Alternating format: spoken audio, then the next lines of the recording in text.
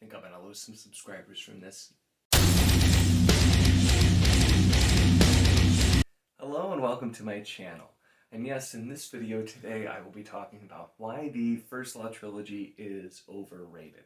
Now, before you immediately unsubscribe and rage, dislike, and leave this video, I want to just say right now, I'm not saying the First Law trilogy or Joe Abercrombie are bad.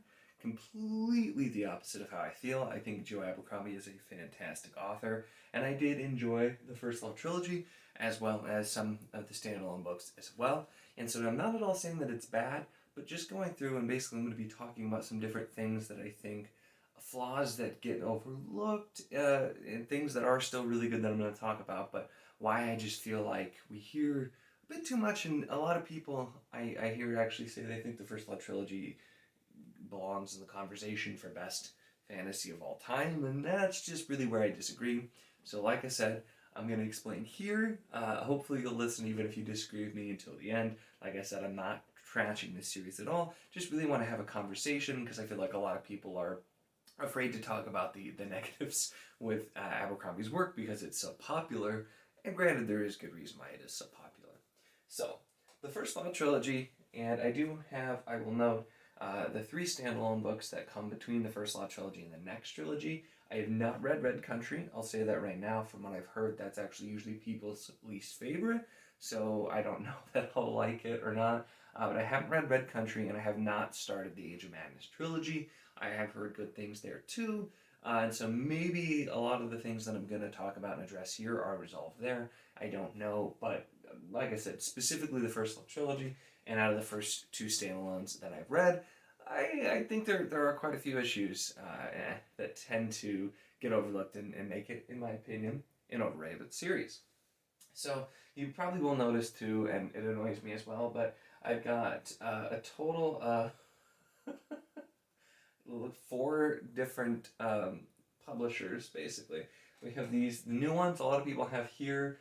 This is the only book, The Blade itself, I actually bought new at a store, which is why it's new one. The rest I got really lucky and got them at a used bookstore, but because of that, the 2 and 3 of the First Law trilogy have a different cover. Best Served Cold and Red Country have a similar make cover, and then the only one I have hardcover is this smaller copy of The Hero, so it's kind of annoying having all the weird collection ones, but I was really lucky to find them, so that's certainly not something that I am complaining about. Getting into talking about the story, so The Blade itself, right off the bat, and I've reviewed each of these first 5 books as well if you want to hear more in depth. I'm not going to get crazy in depth to the books, the details, just kind of talking on the whole. The Blade itself, though, pretty immediately, I definitely understood why everyone constantly is talking about Joe Abercrombie and his character work. The man is a genius when it comes to characters. There's simply no denying it. His prose is beautiful, and the way he writes, you see these subtle changes when he's moving from character to character, which is part of what makes the character so great, because the writing style, what you're reading, all of it gives you more information on the character, and I haven't really seen anybody do that better, so I will 100% give Abercrombie that. The problem is, and I've heard people admit this too, is really not a whole lot of anything actually happens in The Blade itself, this first book. There's very, very little plot, and for a first book, I was okay with it, because I thought, we're probably going to pick up action quite a lot. That was specifically in my review. I'm expecting a lot more Before They Are Hanged, and boy did that happen. Before They Are Hanged, I think, is, out of the trilogy, the by far best. It really picked up. There was a lot more plot going on. There was a lot more action and going on, and the characters we were still exploring were really, really well done. It did have a very trope subversion ending, which I was completely okay with. And that's something that Abercrombie really likes to do. But then we get to The Last Argument of Kings, and I felt the wrap-up really was not done particularly well.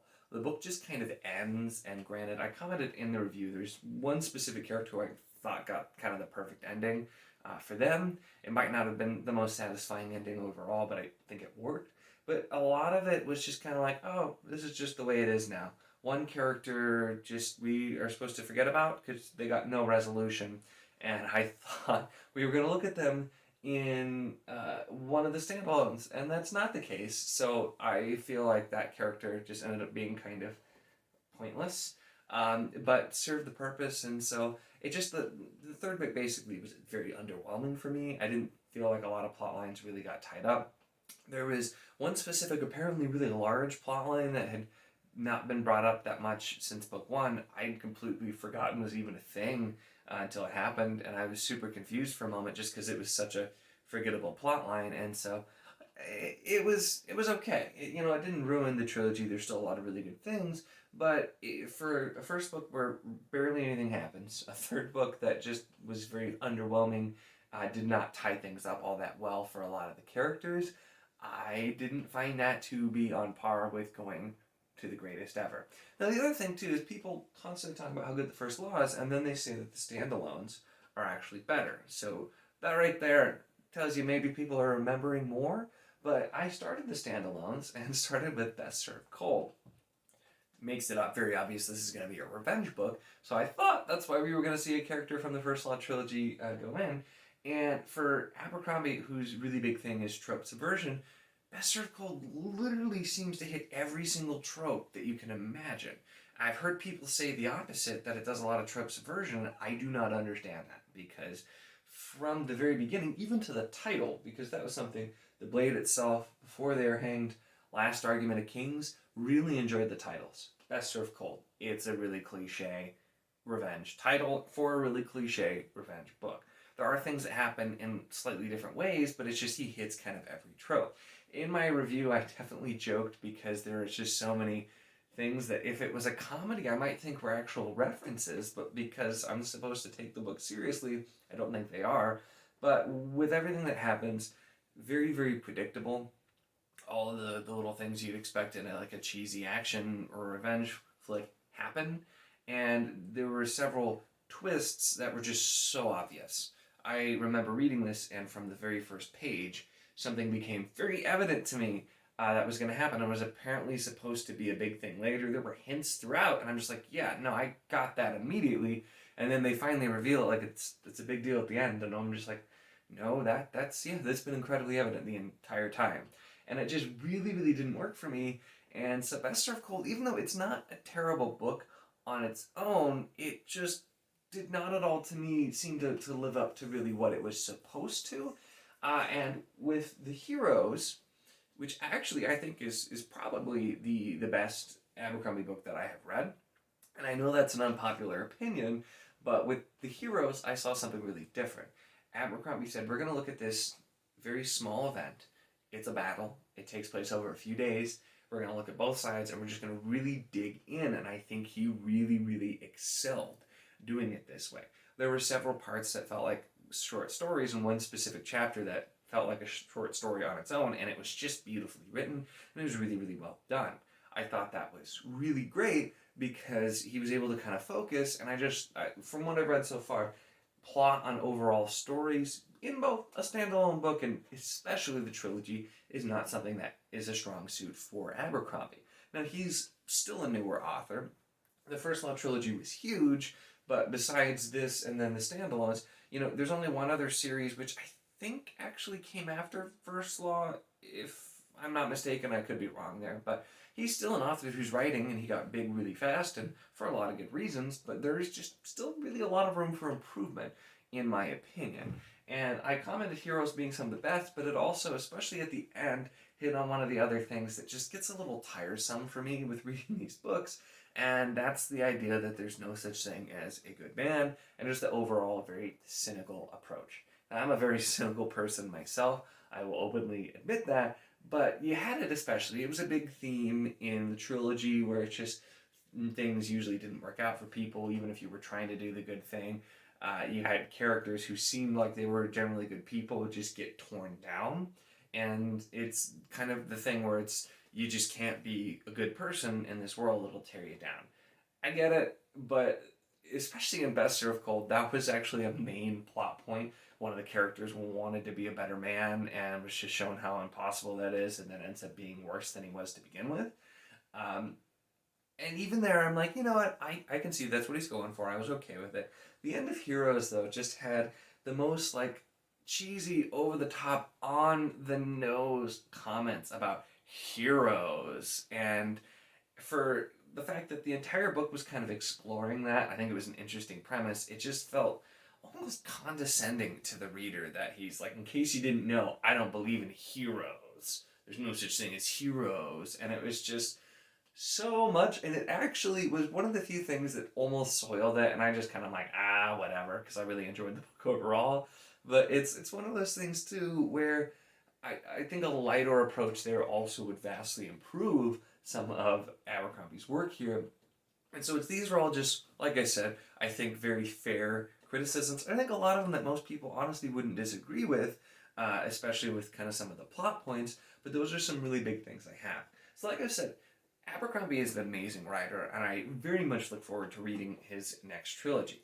He's not somebody that I've been obsessed with by any means. I really enjoyed the First Law trilogy overall, despite the fact that the ending kind of really hurt the series overall for me. I still think it was good, but the ending gave me some struggles, and that's actually why I haven't really gotten to Red Country yet, because there are a lot of things that I want to read, and based on the quality I've seen so far, Abercrombie is somebody who I most certainly will continue to read, but I'm not necessarily in a huge hurry to get to every book so far. And that's just kind of where I am there.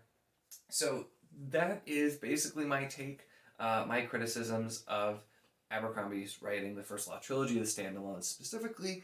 And if you've actually made it this far, which I imagine many people left very quickly, and it is what it is, but it's one of those things. I probably, I thought to myself, I really shouldn't make this video because I'm not a huge booktuber anyway, but I'll probably lose subscribers for this. But in all of my reviews, I'm always very honest about my opinion, and I feel like sometimes people, they don't want to criticize, or especially they don't want to say anything unpopular because they're afraid of losing subscribers. So I guess for me, I don't really have that much to lose. I'm still smaller, and even if I was, had thousands and thousands of subscribers, I do this because I like talking about books and putting my honest opinion out there, and that's what I'm going to continue to do.